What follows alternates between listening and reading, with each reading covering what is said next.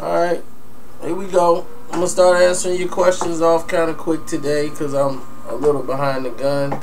Got a lot I got to do today, so I got to make this quick. Question number one they had, the most of Pacquiao, Bradley, what's my round by round prediction of the fight, a rundown. It's not even worth going over. You've seen countless rundown of the rounds. I did a video basically on that, so I don't feel a need to say, okay, now look at this round. Okay, I gave this round. I pretty much did that in the video. So I still had Pacquiao winning, even though some rounds you could make arguments for Bradley, and I couldn't even argue it with you because they were so close. Next question that they had. Why didn't I go in on Bob Arum during the interview? This is not a debate. It's not me to grill Bob Arum. If I want to interview him again, that's what you're not supposed to do, is to just start badgering him with questions. And many people seem to forget I have interviewed Bob Arum before. This is probably my third interview with Bob Arum. I don't know where y'all been, but after the Mayweather fight or whatever, I interviewed him before about the whole negotiation situation. He talked about the 50-50. I don't know where y'all been. Y'all got to go through your archives. But I've already interviewed him and asked him the majority of the questions that you're asking about. And most of it weren't even questions that you were saying. You just want me to tell Bob Arum, hey man, you a liar. I mean, that's cool. I mean, that's going to give me a lot of hits on YouTube, but it's not going to help any situation. You're not going to get an answer.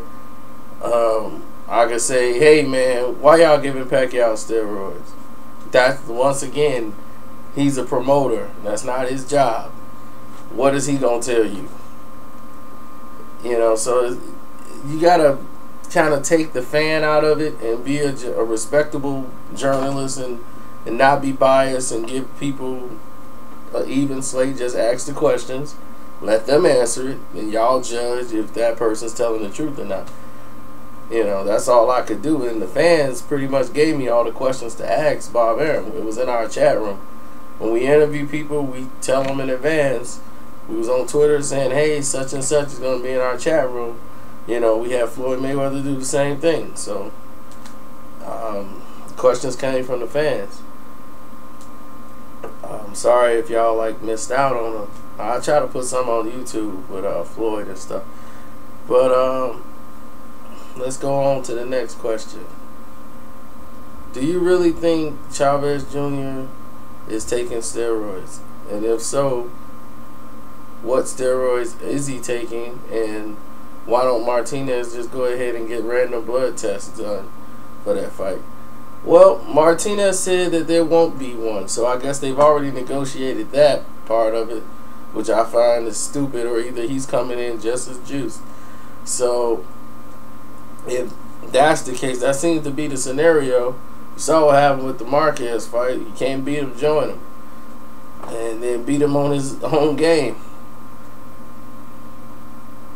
But basically, is he on steroids? I mean, I just did a video on that, so just watch that video and then you can go from there. Let's go to the next question. Okay, most of these are repeats. Okay, will Floyd it's hard to say, will Floyd Mayweather box when he get out of jail?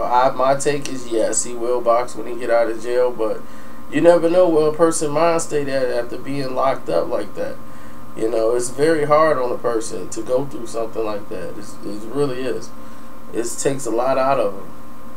You know, and you never know where they are mentally. You just hope they can get back to normal and get back to the same, you know, way they used to be after being locked up.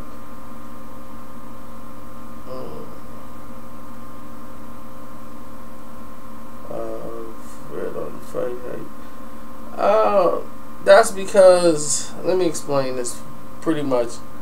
the best way I can real quick. There is no problem with Boxing Socialist website and Fight Hype's website.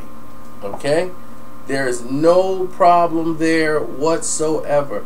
The only problem is the editor and owner of that website and myself and my partner Sean. He seemed to have a problem with them, but I have a problem with him because I don't like his actions that's been happening behind the scenes. That's why it's not cool. You know, we came at it like, hey, let's be cool, and they had no plans of that. They had plans of stealing ideas and going ahead and trying to sabotage us behind our backs. So when someone does that to you, then try to come with all the pro-black stuff, you know, I don't want to have nothing to do with it. Next question.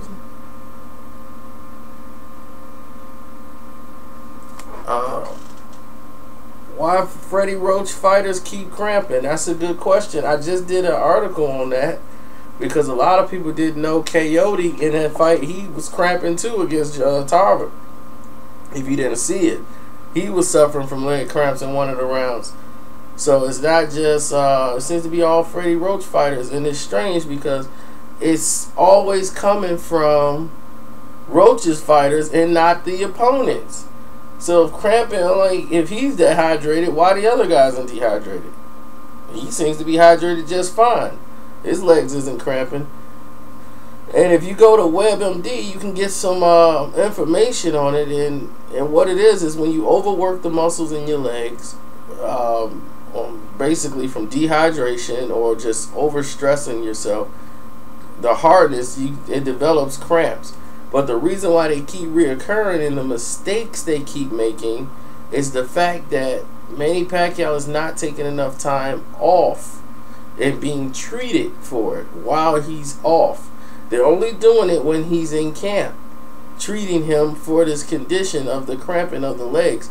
What's happening is his muscles and his legs have muscle memory. You know how your muscle remembers? Same thing. When you get a cramp, the cramp remembers where the cramp is and it goes right back to it. So in order to do that, you have to massage it out. You have to go to therapy treatments, and they have to massage it out, not just during a camp. It takes repeated weeks to make sure that that cramp don't come back to the same spot or it don't come back at all. You have to go to treatments to make sure your legs are back to normal, and he's not doing that.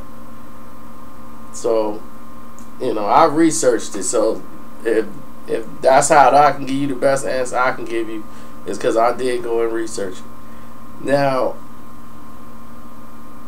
let me see.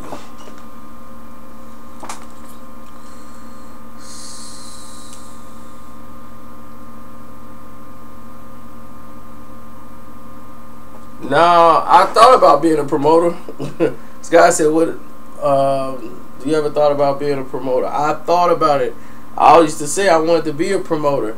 For those who don't know, I did work a little bit with Don King, but mostly working with Carl King, his son. And that's basically how I got like ears to the game, like knowing like what to do and who should be doing what. And I hung out with Juan Gonzalez, who was the director of boxing at that time, when I got to see things go down, transpire, deals being made and done. I've seen contracts signed right then and there on the weigh-in for the same fight. I've seen recontracts swiped off the table and brought right back in and signed on somebody's back. So I gotta take this. I'll answer y'all later and do some more questions. Karceno, I'm out.